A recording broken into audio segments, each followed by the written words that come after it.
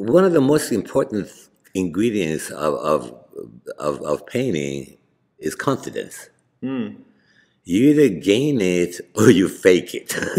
Right.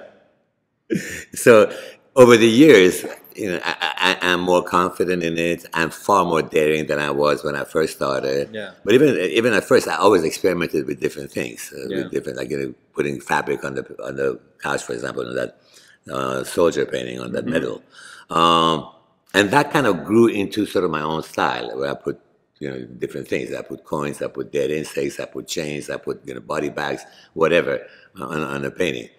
That's kind of audacity, not even confidence. Right. But it helped me. Yeah. It kind of helped me in a spiritual way where I was able to express myself defiantly without worrying about whether it's good or bad or mediocre or acceptable or not. Yeah. So in that sense, it was very productive. Were there artists, whether through in contemporary modern art or in ancient or Renaissance art, that you always aspire towards Artists, or compare to? there's some that I like. Obviously, some masters. I love Caravaggio, for example. I like Leonardo, except for Mona Lisa. I love Goya, Dali, for example. But there's few pieces of art that have found a place in my heart that I cannot extract them from. What are those? One of them is the Dying Slave, Michelangelo's Dying Slave. Another one is the Raft of the Medusa.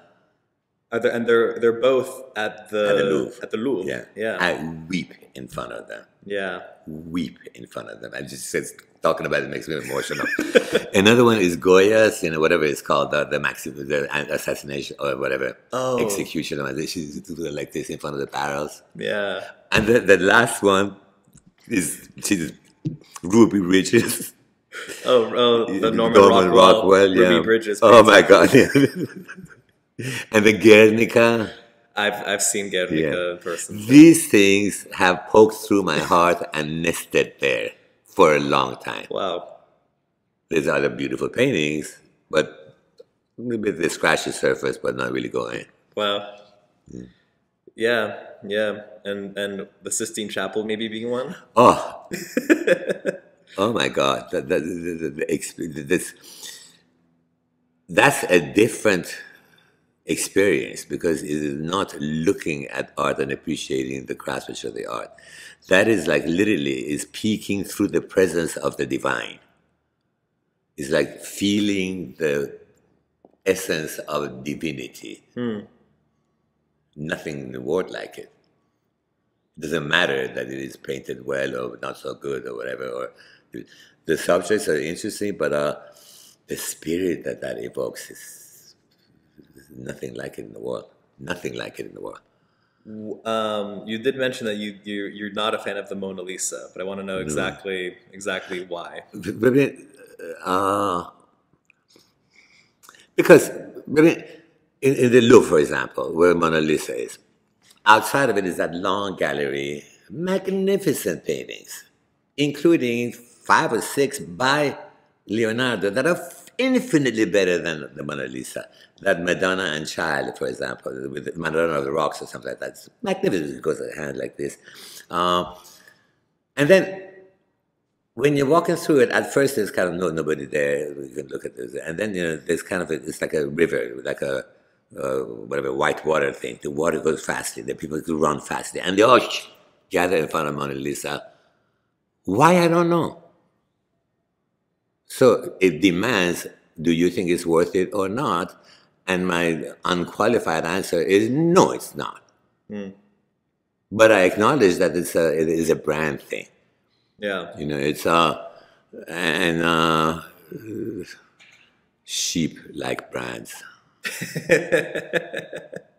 Well, then thinking back to someone like Michelangelo, for example, how do you go about explaining what an accomplishment it is to have done the Sistine Chapel? Michelangelo is different from almost anybody.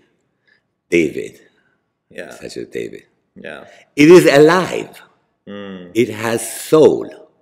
You can feel the presence of a live being in that huge, gigantic statue. Nobody else does that. There's beautiful statues by Canova, by Bernini, whatever. None of them like Michelangelo. He injects this life force into his work. Is that how does one accomplish that? Gift. It is a gift. Nobody can accomplish that. It's a gift by God. He had it. I don't know who else had it. Yeah. Has anybody since then achieved? Funny enough, it is analogous to Amadeus. God had picked Mozart to speak through his music. Yeah.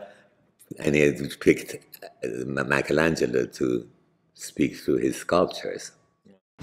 Hey, are you sad because this video's over? Well, don't be, because there are plenty more on the channel, and even more coming, which means that you should subscribe so you can get notified every time there's a new video on the channel. Thanks for watching, and stay tuned.